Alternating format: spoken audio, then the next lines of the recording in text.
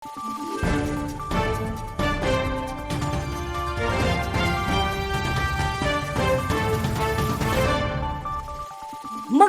araw, Pilipinas! Ito ang Valiente News hatid sa inyo ng Office of the Vice President. Walang naisalbang kagamitan ang karamihan sa mga pamilyang apektado sa nangyaring sunog sa Barangay Addition Hills sa Mandaluyong City, Kamakailan. Agad naman na umaksyon at namahagi ng relief box ang OVP Disaster Operations Center sa mga apektadong residente. Si Brian Latasa sa report.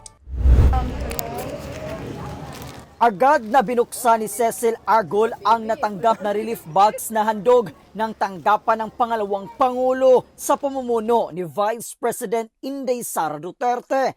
Ang pamilya ni Cecil ay kabilang sa daang-daang residente na nasunugan sa Barangay Addition Hills sa Mandaluyong City, Kamakailan. Thank you po, Vice President Sara Duterte po sa binigay mong tulong sa amin. Malaking tulong na po talaga sa amin to.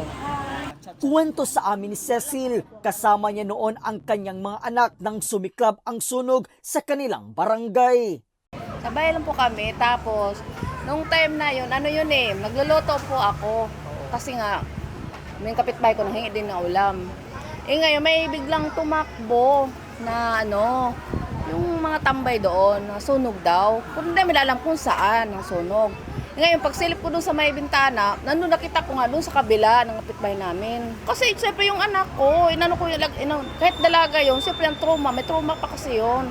Kaya inuna ko talaga yung anak ko palabas. Mas nanlumo siya dahil kabilang sa mga natupok ng apoy ang mga kagamitan ng kanyang mister sa trabaho. Naiyak ako doon sa gamit ng asawa ko kasi sa trabaho yun eh.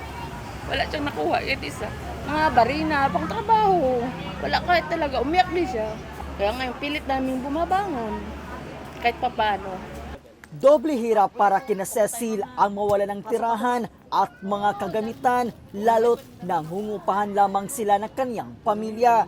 Kaya't malaking tulong na para sa kanila ang handog na relief box mula sa tanggapan ng pangalawang Pangulo na naglalaman ng kumot, kulambo, banig, water container, tsinelas at maging toiletries. Patuloy din hanggang sa ngayon ang pagsisikap ng pamilya Agol na makapagsimula muli at muling makabangon mula sa mga naranasang pagsubok. Mula po dito sa Mandaluyong City, ako po si Brian Latasa. Ang lahat para sa Diyos, bayan at pamilyang Pilipino. Valiente News. Mga residente na apektado sa nangyaring sunog sa Barangay Addition Hills sa Mandaluyong City nagpaabot ng mensahe kay Vice President Inday Sara Duterte. Yan at marami pang mga balita ang dapat abangan dito lamang sa Valiente News. Ako si Claudette Loreto para sa makabuluhan, naninindigan at matapang na mga ulat at impormasyon. Maraming salamat.